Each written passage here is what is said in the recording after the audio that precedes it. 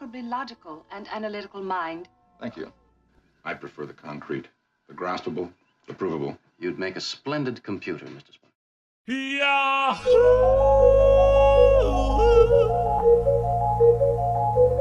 Yahoo!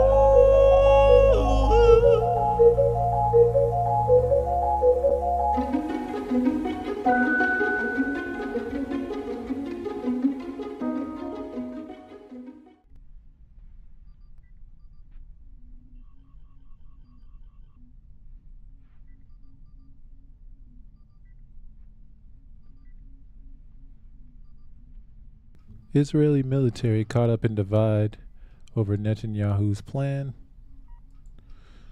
And from Memo, Israeli Ben Gvir orders demolition of Palestinian homes in East Jerusalem during Ramadan. Israel's National Security Minister Itamar Ben Gvir ordered police to continue the demolition of illegally built Palestinian homes in occupied East Jerusalem during the Muslim holy month of Ramadan, Israeli public broadcaster reported Monday. Ramadan, during which Muslims fast from dawn to sunset, is set to start later this month, Anadolu news agency reports. Israel did not carry out home demolitions during Ramadan in the past years to avoid tensions with the Palestinians. While Palestinians see Israel's demolition policy as an attempt to drive them out of East Jerusalem and strengthen the Israeli occupation of the city, Israeli authorities consider these houses illegally built without a permit. Meanwhile, Israeli newspaper Yedioth Ahronoth said Israeli police warned Ben Gvir that the fasting month of Ramadan could be extremely volatile, as they are already stretched to the limit amid tensions across the occupied West Bank. Ben Gvir holds far-right views on the Palestinians and has called for their displacement. He's repeatedly joined Israeli settlers in storming the Flashpoint Al-Aqsa Mosque complex in Al-Quds. In November 2022, the Zionist president Isaac Herzog warned in a leak audio that the whole world is worried about Ben Gvir's far-right news.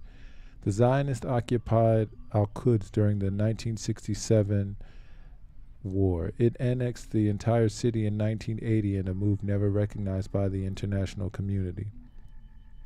International law regards both the West Bank and Al-Quds as occupied territories and considers all Jewish settlement building activity there illegal. Israel's Ben Gvir orders home demolitions in East Al-Quds during Ramadan. Despite warnings from security agencies of possible flare-up, National Security Minister Itamar Ben Gvir ordered the police to continue the demolition of homes in Al-Quds even during the month of Ramadan. The Zionist National Security Minister Itamar Ben Gvir has reportedly instructed police in occupied Palestine to carry out demolitions of homes during the Muslim holy month of Ramadan, which begins on March 22nd and which could ignite more flare-ups between the Zionists and the Palestinians. The Zionist public broadcaster Khan reported that Ben Gvir, a far-right ultranationalist figure in the Benjamin Netanyahu government, ordered the demolition of illegally constructed homes in East Jerusalem, an especially sensitive point in Palestinian neighborhoods where restrictions mount and licenses to build homes are rarely granted by Israel. Israel occupied Al-Quds in 1967 along with the West Bank and Gaza. Since then, an estimated 58,000 settlers' homes have been built in Al-Quds compared with just 600 Palestine dwellings. Daniel Seidman, an Israeli lawyer specializing in Al-Quds, told the Washington Post last month.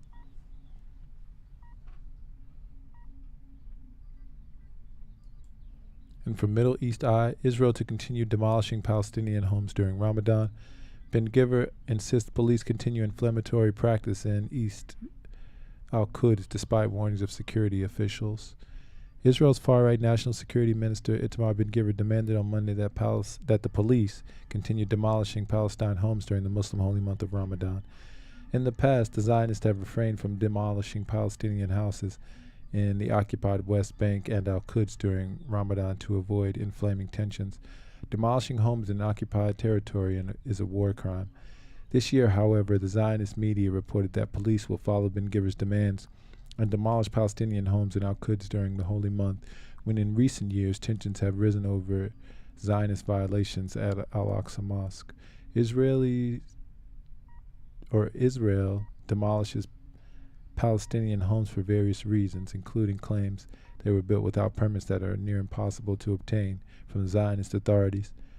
Often, the Zionists demolish the homes of suspected Palestinian attackers' families in a policy condemned by the rights groups as collective punishment. The Times of Israel reported that Zionist police have warned Ben Gvir that the force is already stretched to the limit, and the approaching Ramadan period, which coincides with the Jewish holiday of Passover, could be highly volatile. Ramadan is expected to begin on 23 March, while Passover is set for 5 April. In a closed-door meeting, Israeli security services warned Ben Gvir that demolishing Palestine homes during Ramadan could tip the West Bank into unrest. 2 years ago, Zionist violations in Al-Quds during Ramadan, including the attempted expulsion of families in the Sheikh Jarrah neighborhood, sparked Hamas rocket barrages and Zionist bombing campaign in Gaza and riots in mixed Palestinian Jewish cities in Palestine. Over 11 days, 274 Palestinians were killed by Israeli forces, 243 in Gaza alone, and 13 were killed on the Israeli side. In a leaked recording on Sunday published in Zionist media, Ben Gvir is heard sharply criticizing Zionist security officials for their intention to stop Jews from entering Al-Aqsa Mosque's courtyard for 10 days as absolute madness and surrender to terrorism. The Israeli security services, in a separate meeting with Prime Minister Benjamin Netanyahu, advised that there is a consensus in the security services that the law enforcement operations initiated by Ben Gvir in Al-Quds must be halted. Earlier this year, Ben Gvir entered the Al-Aqsa Mosque courtyards in a highly provocative move. His actions were widely condemned. Al-Aqsa Mosque is one of the holiest sites in Islam and the site of the Jewish temple destroyed by the Romans in 70 CE. Since Israel occupied the site following the 1967 war, Jewish prayer at the site has been officially forbidden, though far-right settlers such as Ben Gvir, some of whom want to demolish Al-Aqsa and replace it with a third Jewish temple, have frequently prayed there under heavy security backing in recent years. Recent weeks have seen a spike in tensions which culminated in an Israeli soldier rampage in the Palestinian village of Huwara. At least one Palestinian was killed and nearly 400 wounded in the attacks on Huwara and other West Bank towns and villages. Palestinian health officials said occupiers completely burned down at least 35 homes and 40 others were partially damaged, and many of the buildings were set on fire, while Palestine inhabitants sheltered inside. More than 100 cars were burnt or otherwise destroyed. Hundreds of Zionist occupiers flanked by soldiers attacked Palestine towns and villages near Nablus following a shooting that killed 2 Israelis in Huwara town earlier that day. Zionist far-right finance minister Bezalel Smotrich called on the state of Israel to wipe out the Palestinian village of Huwara in the wake of the violent rampage. At least 65 Palestinians have been killed by Zionists this year, at a rate of more than 1 fatality per day. Meanwhile, 13 Israelis and 1 police officer have been killed by Palestinians in the same period. This follows a steep increase in violence in 2022, when at least 167 Palestinians were killed in the West Bank and East Jerusalem, the highest death toll in these territories is in a single year since the Second Intifada. Palestinian attacks killed 30 Israelis last year.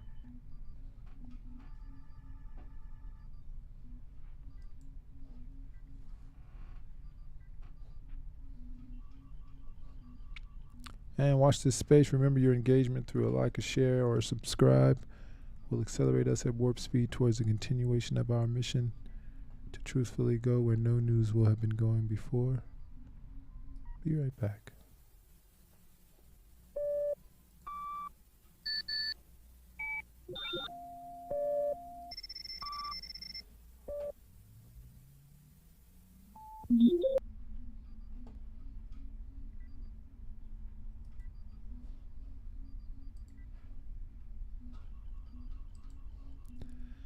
And from the Palestine Chronicle, the PA says Israel did not meet a Kaaba promise to release withheld Palestinian funds.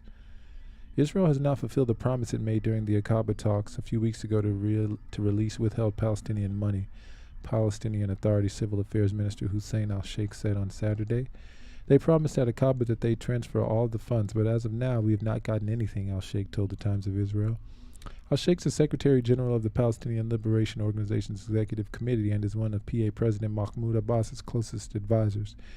He said there are currently millions of dollars being held by the Israeli side, which promised both before Aqaba and at Aqaba itself to release them. Meanwhile, Israel's National Security Advisor Zachi Hanegbi said the issue of withheld PA money was not discussed at all at this stage. Last month, the PA announced that Israel had deducted 267 million shekels from the monthly tax revenues it collected on Ramallah's behalf. This came following a pledge made by the Israeli Foreign Minister Bezalel Smotrich to double the monthly amount of Palestinian revenue that Israel seizes. And from Barat Times, top Abbas aide says Israel hasn't fulfilled a copper promise to transfer withheld PA funds. Israel has committed at a regional summit on Sunday to transfer millions of dollars in tax revenue it has withheld from the cash-strapped Palestinian Authority, a top Palestinian Authority official said on Saturday. PA Civil Affairs Minister Hussein al-Sheikh told the Times of Israel in a rare interview with the Israeli media on Saturday. They promised in the Aqaba that they would transfer all the money, but so far we received nothing. Al-Sheikh also serves as Secretary General of the Palestinian Liberation Organization Executive Committee and is one of the PA President Mahmoud Abbas's closest advisors. A commitment to transfer the withheld tax revenue was not included in the joint communique that the sides signed and released to the public after the Israeli, Palestinian, U.S., Egyptian, and Jordanian officials met in Aqaba, Jordan at the first political gathering of its kind in years on 26 February. Such a commitment would go against the policies of Prime Minister Benjamin Netanyahu's new hardline government, which has expanded the amount of money withheld from the PA due to those convicted of terror crimes and payments to the families of slain attackers. Al-Sheikh lamented that even the commitments made in writing in the communique were not being taken seriously by the Israeli government. This, he said, was jeopardizing a planned followed-up gathering in Sharm el-Sheikh, Egypt, later this month. With regard to tax revenue, the senior PA official said that currently we have millions being organized by Israel, which promised before Aqaba and in Aqaba itself. Responding to al-Sheikh's claim, National Security Advisor Zachi Hanegbi, who led the Israeli delegation at the Aqaba meeting, said that the issues of tax revenue was not discussed at this level at all. It'll be discussed in the future by civil committee, and will be discussed. It will be discussed in the future by the civil committee, will be discussed by which was established at the Aqaba meeting. It announced last month Israel cut NIS $260 million or $78 million from that's the new Israeli shekel, 260 million new Israeli shekels or $78 million from the monthly tax revenue it collects from Ramallah, with the unusually high cut attributed to a decision by Finance Minister Bezalel Smotrich, and the decision was to double the amount of Palestinian revenue to be confiscated by Israel. Al-Sheikh calls Smotrich a terrorist, tells of his comments earlier this week in which he called for the Palestinian city of Hawara to be wiped out. The senior PA minister said the whole world needs to stand against these comments, and I hope they don't find a platform in the U.S. If a Palestinian minister was, Allah forbid, asked to annihilate a Jewish town, what would be the reaction? Prime Minister Netanyahu, how can Prime Minister Netanyahu make such a person a partner in his government, al-Sheikh asked. It's the finance minister who's responsible for the Palestinian money that's transferred from Israel to the PA. Al-Sheikh stated that under no circumstances would PA work with Smotrich, explaining that he uses a direct channel in Netanyahu's office. Actually, the Prime Minister put signature on Hanegbi had opened a communication link with Al-Sheikh 2 months before the establishment of the new Israeli government. Al-Sheikh and Hanegbi were both in Aqaba for the 26 February summit, after which the two sides issued a joint communique stopping discussion of any new settlement units for 4 months and any outposts for 6 months, included an Israeli commitment to prevent the authorization thereof. Amidst fears of what would be perceived as commitment to halt deal building, Netanyahu issued a statement hours after the release of the communique. It was announced that Israel had not agreed to the settlement freeze. He stressed that the statement only referred to a commitment to approving new settlements projects rather than going ahead with the construction already approved, which usually happens only years after government approval. Furthermore, the defense ministry body that authorizes settlement construction only meets on a quarterly basis, so the panel was not expected to meet for a further 4 months. Israel insisted after the meeting that plans to house some 10,000 settlements at the legalization of 9 West Bank outposts, which were advanced days before the Aqaba summit, would not be rolled back. However, the PA saw Israel's commitment as a temporary moratorium on approving new settlement construction, which could be extended. Al-Sheikh pointed to this line in the communique that the sides agreed to continue meeting under this formula and to expand the settlement toward a comprehensive political process to achieve a just and sustainable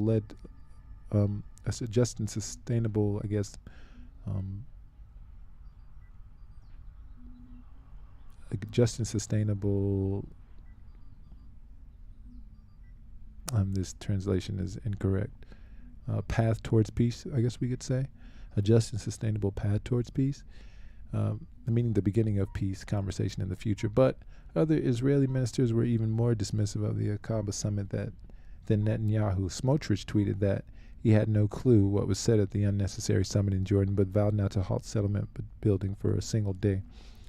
What happened in Jordan, if it happened, will stay in Jordan, agreed right-wing National Security Minister Itamar Ben-Gvir shortly after the summit. Palestinian Authority Civil Affairs Minister Hussein al-Sheikh and PA President Mahmoud Abbas, in a photo posted by al-Sheikh on May 12, 2020, and the two attended the weekly cabinet meeting at the Prime Minister's office in Al-Quds. The remarks angered the Biden administration, which felt they at least went against the spirit of what was agreed in Aqaba, a U.S. official told the Times of Israel earlier this week. Al-Sheikh said, immediately after the summit, the Israelis started making public statements that were completely different from what we had agreed upon in Aqaba. While the communique included a commitment by the parties to hold a follow-up meeting in Sharm el-Sheikh, the PA minister said the Palestinians would only attend the meeting if Israel reached Aqaba. We want commitment from the Americans, Egypt, and Jordan. They'll hold Israel accountable. The sides also agreed to work immediately to end the unilateral measures for a period of 3 to 6 months, the release said. Sheikh said he handed out the Israelis a list of 13 unilateral measures that PA was demanding it stop, including settlement expansion, outpost legalization, IDF raids in Palestinian-controlled areas of the West Bank, home demolitions, evictions, settlement violence, and violations for the status quo on Temple Mount. He added that Israel is capable of submitting its own list, but has yet to do so. When asked how Ramallah would respond to demands to stop stipends to Palestinians convicted of terrorism and the families of attackers, al-Sheikh replied, "We'll discuss every matter that's brought to the table."